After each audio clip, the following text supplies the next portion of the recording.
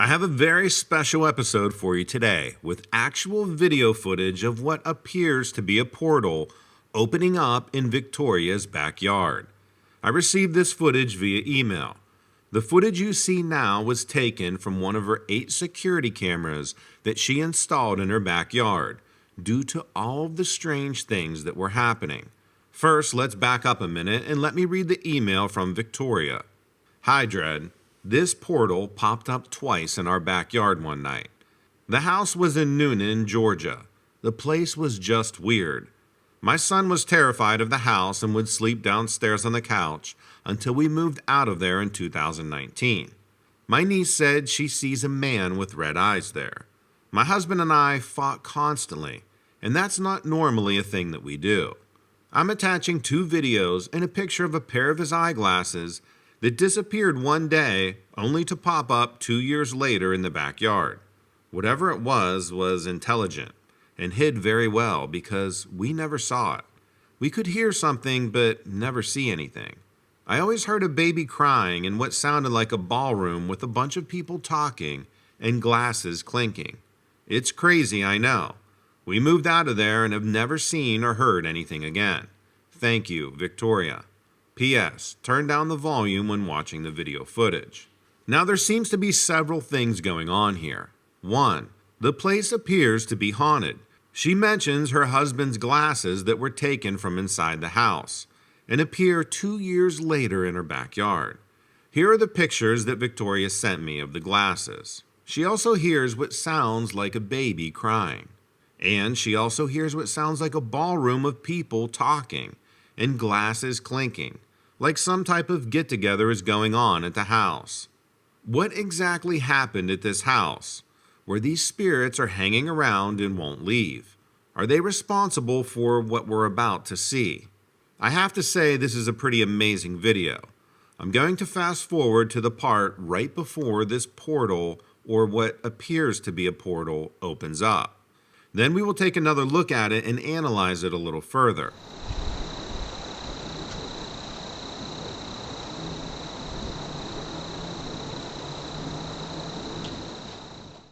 Now let's look at this slowed down to 25%. You will see there is a small ball of white just prior to this thing opening up. You can tell that there are traces of bugs flying around, but what appears to be this ball does not seem like a bug. The light from this supposed portal gets brighter, as you can see, and there is nothing behind it that you can see from this video. Victoria mentioned that she had 8 cameras at the time, but she wasn't able to back up all the video from the cameras. So this is the only camera that we have video footage from. You can see the shadows from the deck posts from the light. To have this bright of a light source emanating at this angle, you would definitely see the source of the light prior to this happening. I don't see any evidence of that. It doesn't appear that there's a spotlight or anything that is behind it. Do I think this is a portal of some kind? Maybe. It might just be. I can't explain how this light appears. And in this shape. It's like a doorway. Possibly a doorway to another dimension. Now I'm going to let the video play, and you can hear Victoria's family's reaction to what appears to be a portal, or at the very least some type of light energy source. What is it, Molly?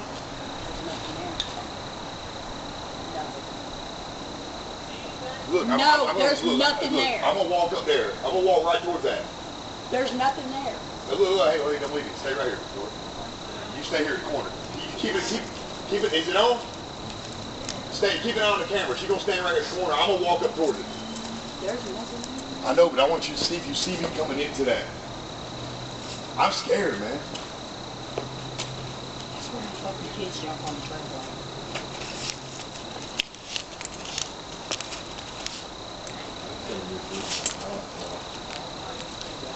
No, I did. I got a real weird feeling all of a sudden. Usually I'm not scared of shit.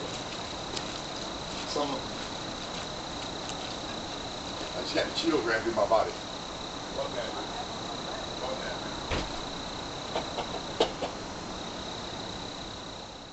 Now if you think that is crazy, then watch this clip of them walking behind this energy source. If there was a spotlight or some type of light source causing this, there would be a shadow when they walk behind it. You can clearly see that the light source is coming from this portal-shaped object and glowing outwards because you can see the shadows of the beams of the deck. If someone would walk behind that light source and there are no shadows, that means what you see is the actual light source. I have to say this is a very interesting video. If you want to watch this video in its entirety, check out the link below. It's hosted on dreadsarmy.com. Now we are going to hear a few more strange and weird encounters.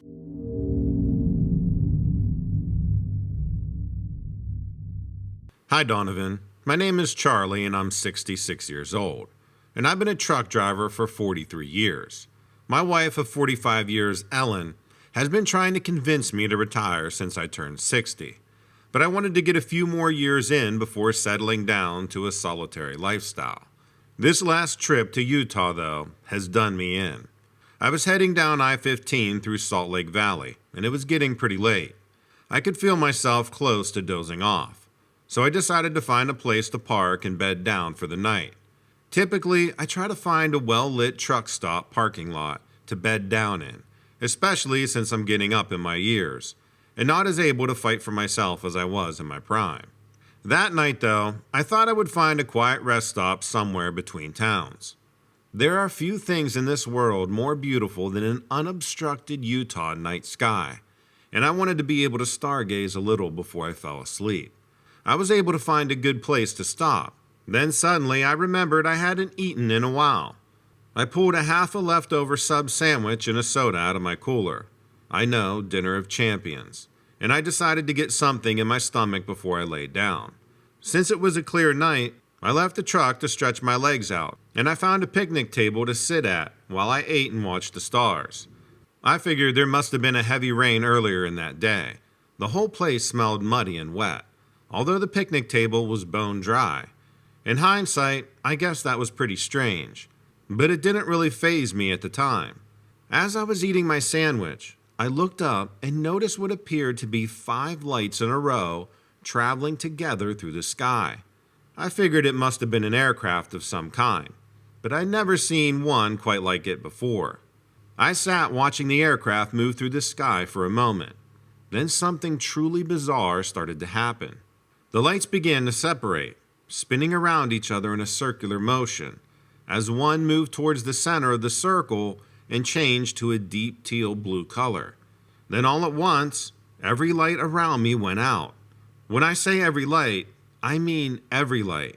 The security lamps in the parking lot, the parking lights on my truck, even the stars. I was sitting in complete and total darkness. Have you ever heard a voice in your head?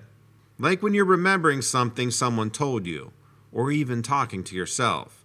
You know that inner voice that narrates our everyday thoughts. I've heard that some people don't hear that at all, but I think the majority of us know exactly what I'm talking about. Well, that voice in my head was suddenly hijacked by someone else. All at once, I heard my own voice in my mind saying, "Charlie, don't be afraid. This won't take long." Of course, my initial response was to feel a bit of panic. I started to stand up and to run back to my truck, and that's when I first realized that I couldn't move. "Be calm, Charlie," the voice said again, and then it was as if I was being injected with some kind of drug. My whole being just relaxed. I felt like I was floating on a cloud. I'm not sure how much time passed like that. It didn't feel like long, but out of nowhere I was staring into a bright white light and heard what sounded like whispering all around me. It wasn't at all unnerving. I felt almost like being surrounded by my loving family. There's no other way to describe the warmth and the comfort I felt in that moment. When I should have been petrified out of my gourd, I was soaking up the moment and hoping it would never end. All at once, though, the light released me and I found myself alone sitting at the picnic table, sandwich still in hand, looking up at the sky. It was as if all the time had simply been erased, and I was right back in the very position I started in. Only now, I couldn't smell the mud.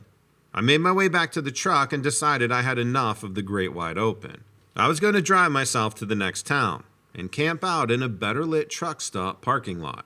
As I drove, though, I noticed that red light zipping towards me from the sky. At first, it seemed to be standing still. Then it seemed to grow, and I realized it was actually coming closer. I wondered if it was intent on colliding with me, so I took the next exit off the interstate and changed course. I'd have to backtrack in the morning, I figured, but it would be worth it not to get hit by that thing.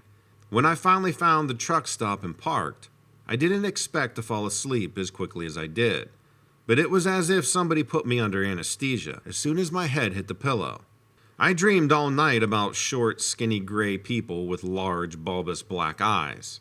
They had no mouth or nostrils, but they were standing all around me in a circle as I sat frozen on that picnic table, and they were whispering. When I woke up the next morning, I was a little taken back. I don't know what those dreams were about or what happened to me. One thing is for sure, though, I don't want to drive through Utah again, and I think it's time to finally retire.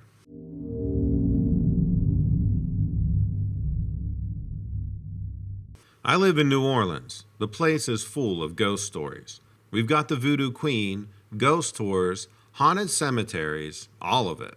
So you kind of get used to it, really.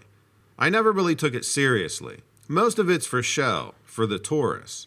I figured as a local I was above all that. I knew what to believe and what not to. Not like the rubes walking around with a hurricane and a go-cup, gawking at cemeteries. That was before I turned 18 and graduated from high school and got my own apartment in the French Quarter. I work in a museum in the Quarter, so I wanted to live there to be close to my job, but I wasn't sure I'd be able to afford it. The Quarter is loud, but it has a certain charm, and if you work in the area, and it's much easier to get to your job if you don't have to commute and then try to park there. I figured it was worth a try though, and I got online to look. When I saw the rent on this apartment in Decatur, I thought maybe it was a typo, because it was so low. I had nothing to lose, so I called. The landlord seemed weirdly happy that I called, so I thought the place must be a total dump. I agreed to meet him at the apartment the next day. He also seemed concerned that we looked at the apartment before it got dark. After work the next day, I walked over there. Decatur is a street full of tourist shops and restaurants and bars. The apartment was above a bar. I don't want to say the name, but it's kind of a local hangout. The type of place that serves free gumbo to get people to buy more beer and has bathroom with graffiti on the walls. You had to walk up some stairs in the back of the bar to get up to it. Once you were up there, though, it was nice. Tall ceilings, wood floors, just one bedroom and one bath, and an old stove in the kitchen. The window looked out onto a nice courtyard with a plant and a little fountain. The landlord couldn't take my deposit check quite quick enough. I wondered if he had a gambling problem or something, because he seemed to need that money pretty bad. I moved in a few days later and everything was fine. It's an old building, like a lot of them in the Quarter, so the pipes kind of groaned, and I couldn't use too many appliances at once or the fuse would trip, but that was okay. The first night, though, I had a weird urge to buy vodka. I don't drink vodka, but that gray goose at the corner store called my name. I didn't want to because that stuff's not cheap, but I also wanted to. Had to, really. When I got home, I was going to put it in the cabinet, but something told me to put it in the freezer. Something like almost a voice. Almost, but not enough to scare me. Well, not yet, anyway. Over the next few days, I started noticing an extra glass in the sink in the morning. I don't always do my dishes after dinner, and a lot of times I have friends come over and eat, or just for a drink after work. So I wasn't really sure. Did we use 4 glasses last night or 3? After a week, I decided to make sure the sink was empty before I went to bed, just to see. Sure enough, in the morning, there was a glass in the sink. I'd forgotten about the vodka. I finally put 2 and 2 together and checked the bottle. It was half empty. I started to freak out. Who was breaking in at night and drinking my vodka? Why? I made sure all the doors and the windows were locked, but it still happened. Someone must have a key, I figured. I listened, but I didn't hear anything. Yet the glass kept appearing and the vodka level got lower. I finally set up a camera and pointed it at the fridge. It would have to pick up whoever was coming in. By this point, I was terrified, and my hands were shaking the next morning when I checked the footage. It showed nothing, but the glass was still there. I watched it over and over, but I didn't see anything. Finally, I turned up the volume as high as it would go, and I heard something like a voice on the video, but I couldn't understand what it was saying. I thought about calling the landlord, but I didn't want anyone thinking I was crazy. I decided to go to the bar downstairs instead. Bartenders have heard it all, right? I ordered a beer and asked the bartender what he knew about the apartment upstairs. He said he's only been working at the bar for a year, so he doesn't know the whole story. But he heard a guy was found dead up there after Hurricane Katrina. Since then, no one has rented the place for more than a couple of months. Most people just break their lease, leave the deposit, and move out. I asked him what he could tell me about the guy, and he said supposedly he used to drink in this bar. Vodka, I asked? He said, yeah, how'd you know? I said, lucky guess. He said some people say someone murdered the guy, and others say he just drank himself to death. At that point, I figured I could either move out or see what happened. I mean, there's ghosts in New Orleans, I guess. This one seemed pretty harmless, so I decided to just live with it. So far, so good. I buy the vodka and I wash the glasses. The ghost, if that's what it is, leaves me alone.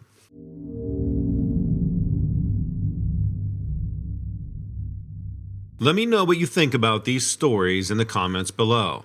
Also, make sure to check out dreadsarmy.com, where you'll find all of my stories and multiple strange and weird news posted every single day. If you want to be part of the discussion, check out the forums on Dread's Army. We also have a Facebook group so you don't miss out on any updates. Thanks and take care.